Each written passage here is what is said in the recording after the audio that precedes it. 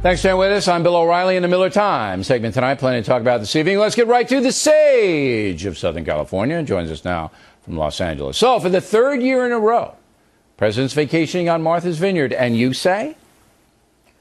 Well, listen, Billy, I'd rather have him on vacation than perpetually out to lunch, which is what he is when he's back in Washington, D.C.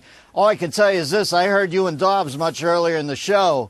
It is tough work overturning 235 years of America's can-do attitude into gimme, gimme, gimme. That'll take it out of a guy, and I'd give him his vacation. Go take it, because quite frankly, that's got to be tiring, grinding us all down like this. But the problem with that, Miller, is that President Obama, with all due respect, and you know I've tried to be fair to him, is an enabler of this whole gimme system. He is an enabler of it. He wants it. He uses it. So does the Democratic Party to build their base, as Wendy Murphy said earlier. They are pandering to it to the extent that they're bankrupting the country. So they're trying to build political power and currency at the expense of the whole United States of America. So I'm not cutting him any slack on that.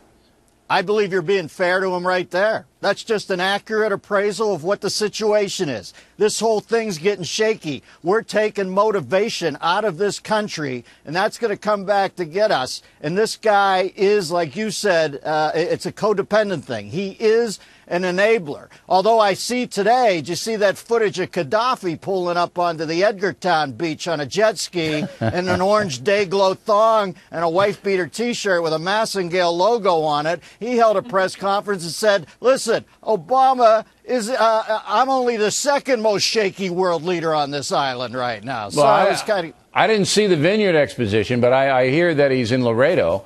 He just came across the border with the other 4,000 people last night. He was disguised, and, you know, he's probably working in a Taco Bell in San Antonio over the weekend. And guess what? Obamacare's paying for some sort of hair processing. This is a good deal. I got Obamacare coming my way. Nobody knows who I am. It's easy to get in here. I don't have to pay any visa fees. So here I am. Hello. Speaking of vacations, China, could you keep Biden over there? Is that possible? He's in Japan now. Look, I know. It's just, we did it last night. Unbelievable. Let me get this straight. Palin was the stupid VP candidate in the last election, right? And Biden's a genius. All right. I just want to get that straight. Okay. Now, yesterday we had the earthquake, and people were very, very panicked, although it lasted for 2.5 seconds. Yeah. Well, look at that footage. It cracked Pelosi's face. You can see it all falling down there on the ground.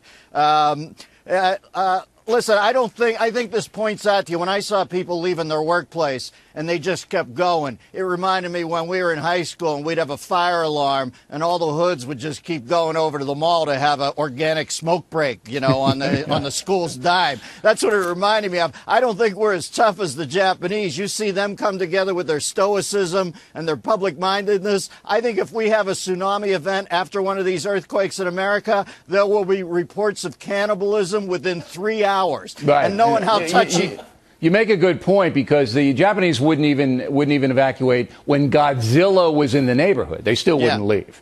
Okay, well, but 2.5 seconds and everybody, gotta go. See, you gotta go home, protect the homestead. Yeah, America's soft. We will be, after a major earthquake, people over here will cannibalize people, but we're so touchy-feely, they'll only feast on the dead corpses of vegetarians, no doubt. That's right, in California particularly. Yeah. Now, Kim Kardashian, a big wedding, I understand it cost $85 million.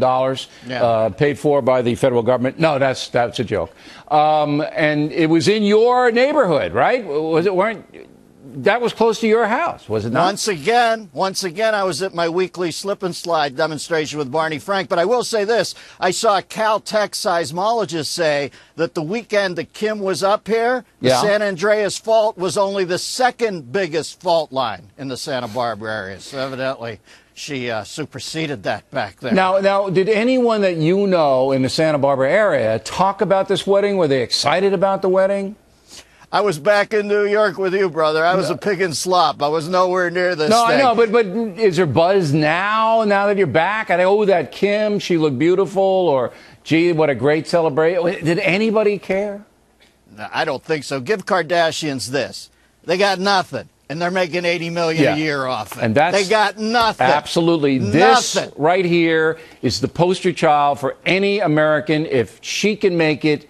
See, I used to be. If I can make it, you can. Now it's this one. Because we don't know what she does. We absolutely don't know what she does. The door cracked a cosmic sliver, and I got to give that woman and her kids this. They stepped through in an off-the-rack culture, and they're busting their hump. They got everything going on, that's for sure. Now, as Miller mentioned, the reason he wasn't at the Kardashian wedding was because he was with me at the Boulder Fresher show in Westbury, Long Island. And have you recovered from that, Miller?